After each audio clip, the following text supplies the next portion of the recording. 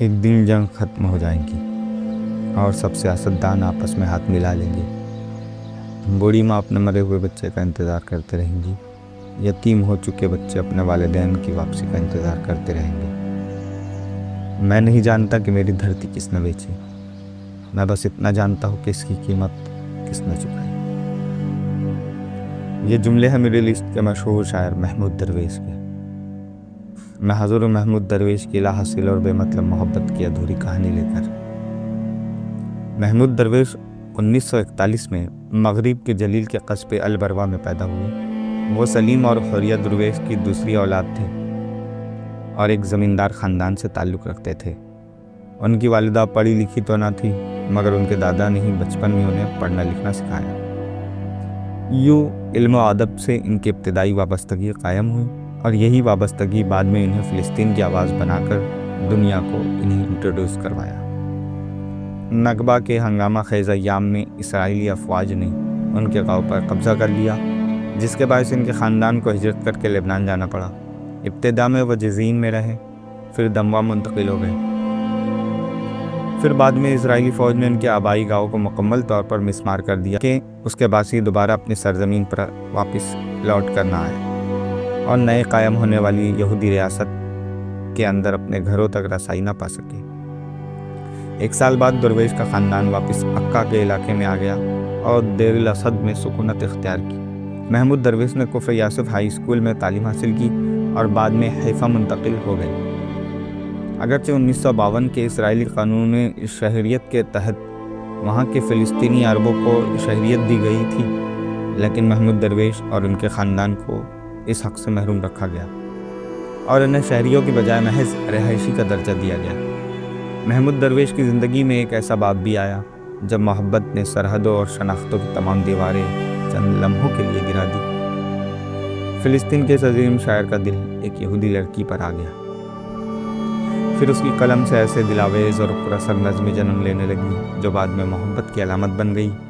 حیزن آنکھوں والی اس محبوبہ کا نام انہوں نے بے شمار اپنی نظموں میں ریٹا لکھا ہے، جیسے ان کی مشہور نظمیں ریٹاز ونٹر، ریٹا اینڈ رائفل جیسی مشہور تخلیقات شامل ہیں۔ مگر درویش نے کبھی یہ ظاہر نہ کیا کہ آخر یہ ریتا کون ہے، مگر اس کا اصل نام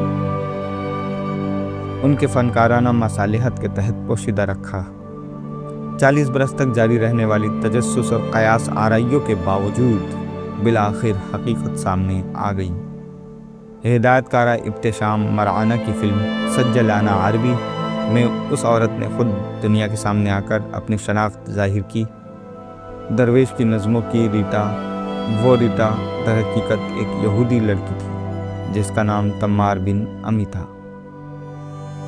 وہ 1960 کے دہائی میں حیفا میں رہتے ہوئے درویش کی زندگی میں آئی تھی اور اسی تعلق کو موضوع بنا کر film written down I am an Arab بنائی گئی، جسے ڈاک اوی فیسٹیول 2014 میں ناظرین کے خصوصی انعام سے بھی نوازا گیا۔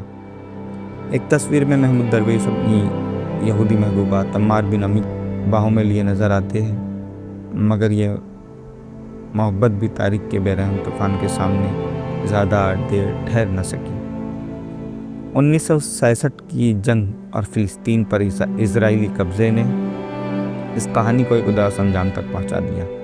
یوں محبت کی وہ داستان جو نظموں میں امر ہو گئی، حقیقت میں جدائی کی خاموشی میں ڈھل گئی۔ جب درویش اسرائیلی دوشیزہ ریٹا کی محبت میں گرفتار ہوئے، اسے اپنے خط میں لکھا، میں اپنے قبیلے کے شرف و مجد اور اس کی اونچی ناک کے باوجود، اپنے شہر اور رسوم و عادات کی بیڑیوں کے باوجود تمہیں چاہتا ہوں، لیکن مجھے اندیشہ ہے جب میں ان تمام چیزوں کو ترک کر دوں گا اور تمہاری خاطر انہیں فروخت کر ڈالوں گا تو تم مجھے بیچ ڈالو گے اور میرے ہاتھ سوائے نقصان کے کچھ نہیں آئے گا۔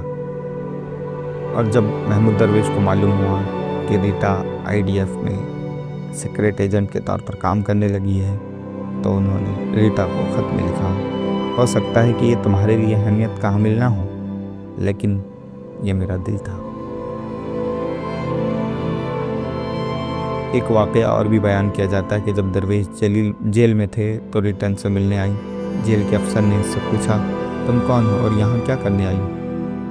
اس نے جواب دیا میں ان کی معشوقہ ہوں۔ اس نے یہ بھی بتایا کہ وہ اگلے سال تک خود افسر بن جائیں گی۔ وہ اپنے ساتھ اسرائیلی فوج IDF میں بھرتی ہونے کا تقرر نامہ اپروول لیٹر بھی ساتھ میں لائی تھی۔ کہا جاتا ہے کہ تمر کا IDF میں شامل ہونا ان دونوں کے عشق کا خاتمہ تھا۔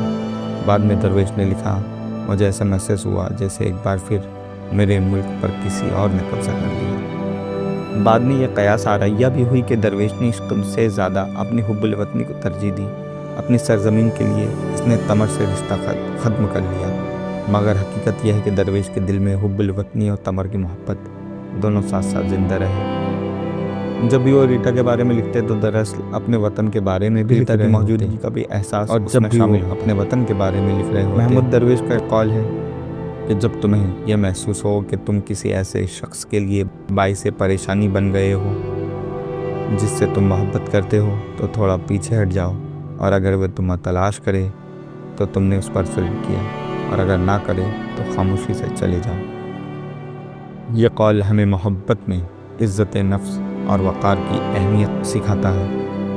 کبھی کبھی محبت کا سب سے مشکل فیصلہ یہ ہوتا ہے کہ ہم پیچھے ہٹ جائیں، کیونکہ اگر کوئی ہمیں تلاش نہ کرے تو شاید ہم نے خود کو ایک خاموش تکلیف سے بچا لیا ہے۔